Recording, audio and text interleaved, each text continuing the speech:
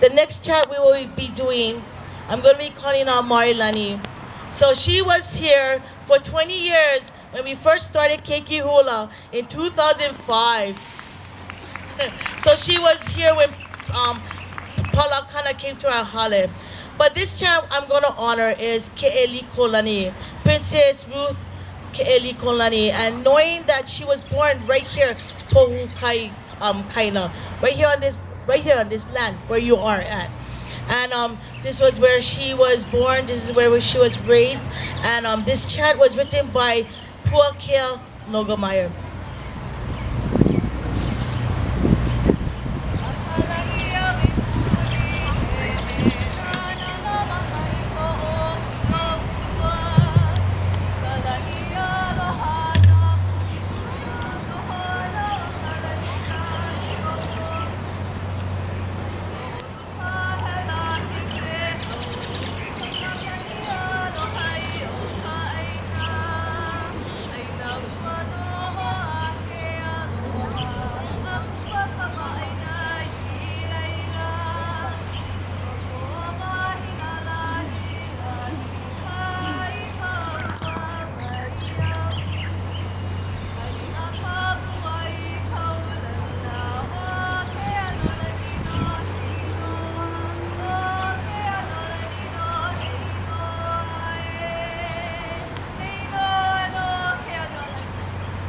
Ma Koko.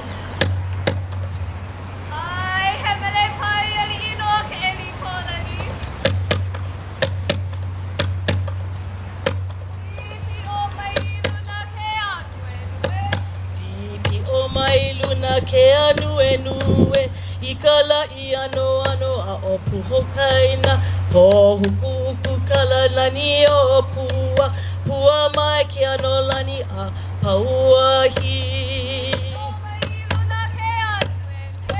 pipi o mai luna ke anu enue ikala I ano ano a opu hokaina po huku huku kala lani o pua pua mai ke ano lani a pauahi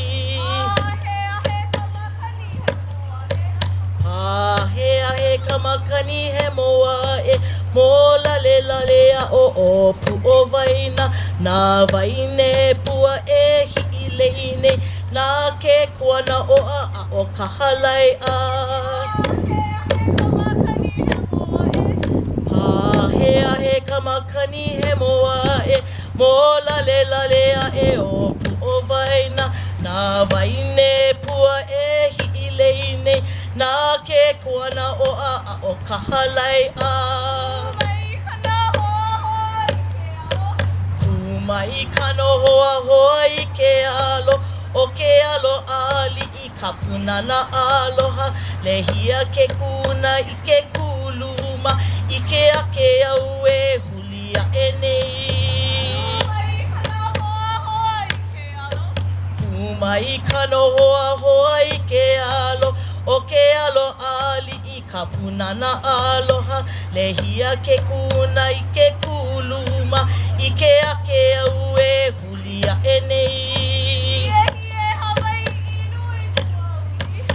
Hie Hawaii nui kua uli kau I hola I ka malu o ka wahine malu malu ma ka pili kai o huli he e I ka nohola I lua o Keʻelikōlani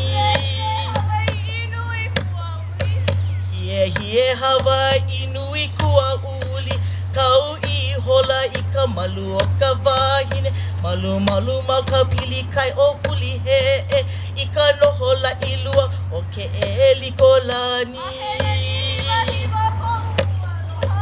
Ahe nani hiwa hiwa ko aloha aloha mau ina mamo Kamaʻāina he aku mako mahi oe no Keʻelikōlani no he inoa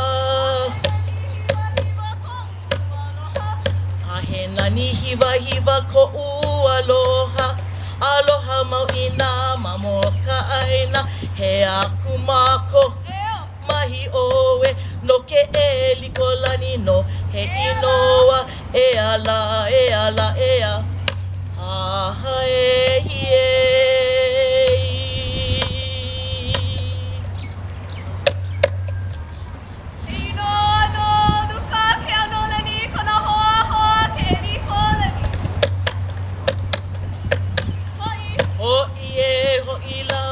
e ka ohue I ka kalehua o kula manue Ona e ke ala laua ke kupu kupu Kupa e ke aloha noho pono I ka niue E ala, e ala, e a E ala, e ala, e a